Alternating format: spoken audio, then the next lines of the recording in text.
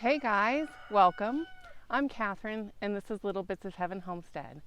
So I was tagged in a collaboration, and in fact it caught me totally by surprise.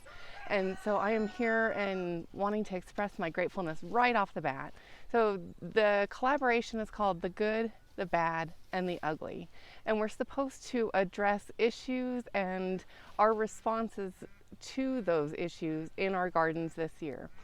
But really the point of this collaboration is about building community, which just totally speaks to my heart. So the originator of this collaboration is CJM Farms, and I was tagged and given a shout out by Miss Volfie over at our half-acre homestead, so thank you for that. And my name was given to her by my friend Haas over at Off Kilter Homestead, so I'm here because of community and friendships. So, and then I, in response, and my part of building community is to give a shout out to other homestead channels that you may not be aware of, because this is all about empowering and encouraging growth in others, not only their homesteads, but their channels, and like I said, our community. So I'm supposed to give 2 shout outs, but being the rebel that I am and always a rule breaker, I'm going to give you guys 3. So first off, my friend, she is over at Elbon Mill Farms. I hope I said that right. ELBON Mill Farms. And I will link all these channels down in the description.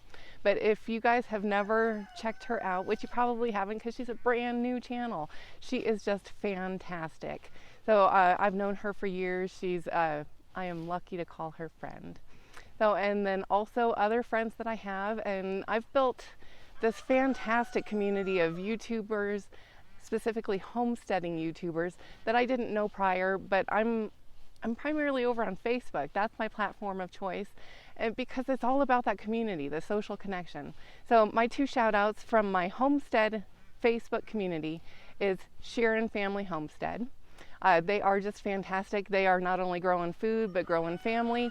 And that is also the case for my 3rd shout out, and that is Liz over at Northern Bell Farms. So again, I'm going to link them, but they are all about growing food and growing humans and just fantastic people. So here I am sitting in my garden. Guys, I would like to say I've got a lot of good, but I am more towards the bad and the ugly. And that tends to be my case. I came to homesteading as a prepper. I think prepping is a direct response to fear. Homesteading is a direct reaction to optimism.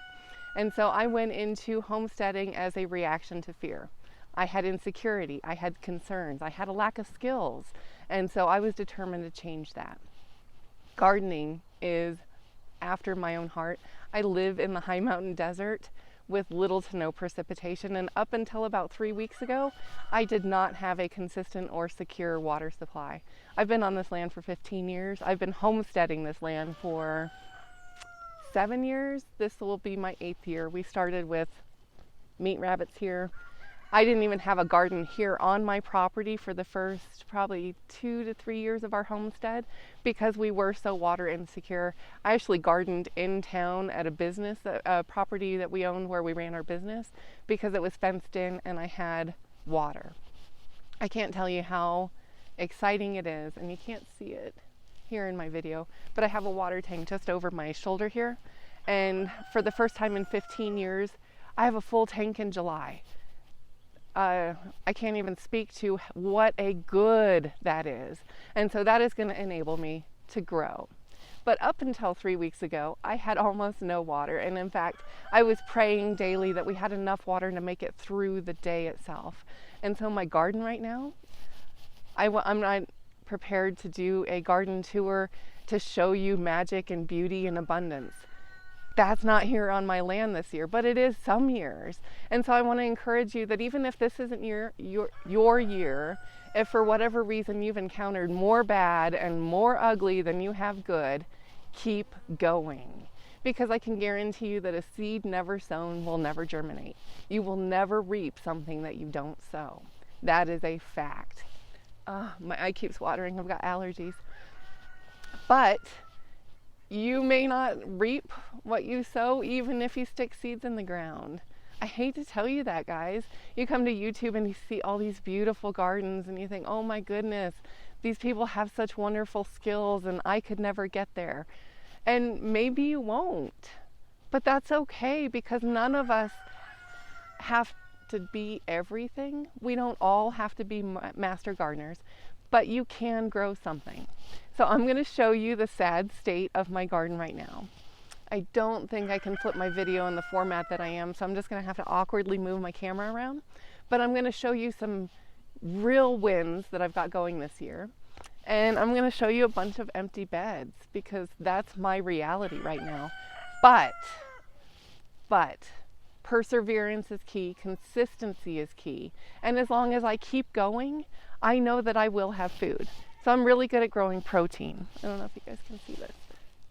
I have chickens that roam free. They're not normally in my garden. She took advantage of my open gate right now because I plan on walking through with my tripod and I didn't want to get stuck on the gate. Chickens are opportunistic little suckers and they are so destructive. You can see her. That's what they want to do, is they want to kick. They're looking for bugs, so they will kick out every plant that you've planted lovingly. The idea of free-range chickens in your garden, beautiful in theory, terrible in application. She's getting chased out right now. Okay, so what I do have this year is a ton of sunflowers. Love sunflowers. My lighting's getting terrible. So because YouTubers are crazy and film before the sun comes up. The sun's coming up. Okay. This is the extent of my garden this year, guys, as far as food. 1 tomato plant. Isn't that sad? That is my annual garden. But I want to talk to you guys about perennials. This pomegranate tree. I'm going to walk around because otherwise I'm going to get stuck in the tree. That pomegranate tree I planted 6 years ago. It was one of our very first things that we planted here in our homestead. And even though I'm killing pretty much everything else this year, can you guys see this? I have got pomegranates in abundance. Let's see here. Stuck on the tree. So just covered. This is beautiful. Exciting, right? I harvested a ton of garlic this year. Best garlic ever. I do have, I guess I am a liar, I've got some really sad corn. But it's growing. That's something. I have, those are strawberries. And I've got them planted all over my yard in pots. I have found that even when I can't get stuff in my garden to grow, I can usually maintain a couple pots. So if I'm feeling overwhelmed by my primary garden, stick them in a couple pots, treat them as ornamental plants. You'll get food and beauty. That tree right there, that is a plum tree, loaded with plums. So again, that's not effort I put in this year, thankfully, because this year, and I've had some major life changes, I've shared a little bit, but in the last 3 years, I've gone from a family of 5 to just me and my 9-year-old daughter.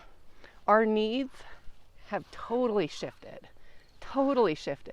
What I took to sustain a family of 5 3 years ago, totally different this year.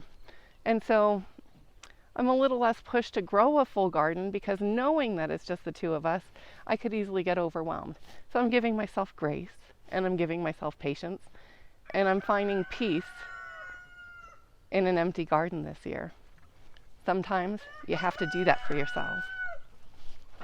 Oh, I grow protein. I like my protein. I'm really good at that. Okay, so I am going to show you, and sorry for this unsteady camera work here, guys. So I'm going to show you a quick win. Ugly. Inside my greenhouse here, I just walked away from my spring crops, and over the summer everything died in there. I need to go clean that out. Ugly. Not bad. And the title of this kind of bothers me because in all honesty, it's all about perception. We can see ugly, we can see bad, or we can choose to see good, guys. It's all in your heart and mind. And honestly, anytime you're doing anything that is food oriented or growth oriented, that's a positive. So don't beat yourself up. My front porch. I like to think of myself as the homestead that community built.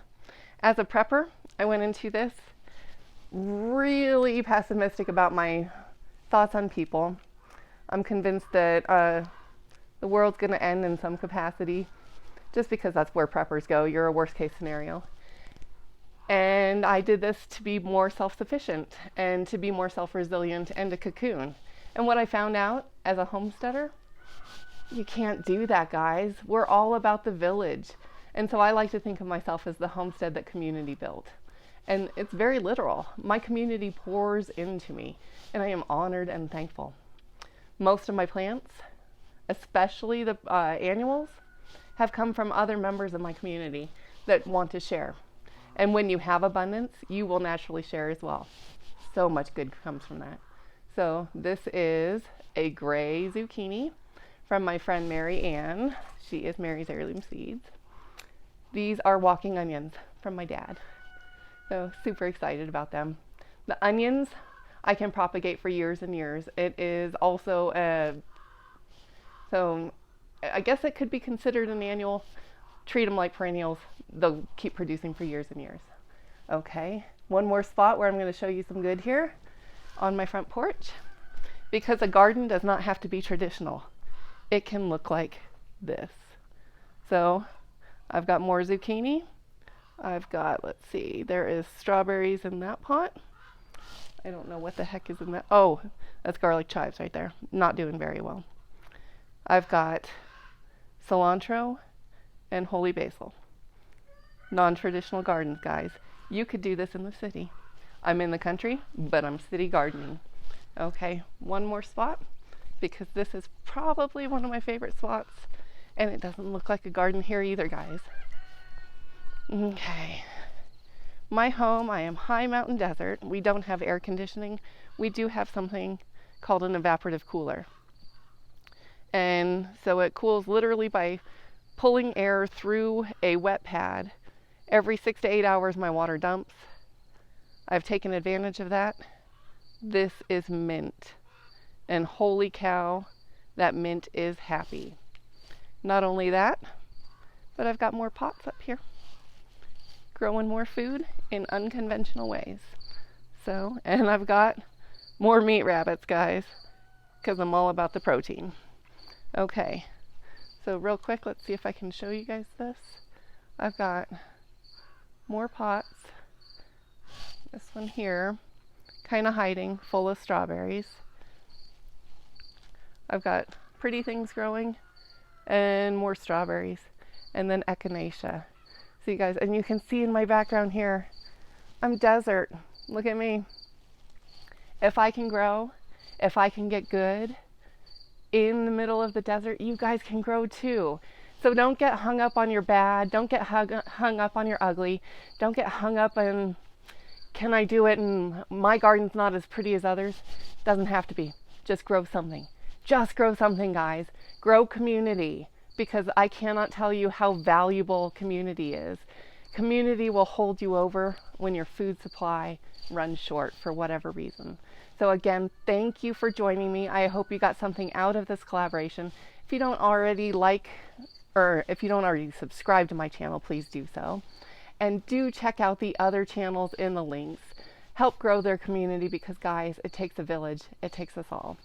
Thanks for joining me. Again, thank you, Miss Volfie over at our Half Acre Homestead, for giving a shout out to me. Thank you, Haas at Off Kilter Homestead, for sharing my channel with her. Thank you for CJM Farms for putting out this collaboration so that we can all grow together. So keep on growing, guys. I'll talk to you later.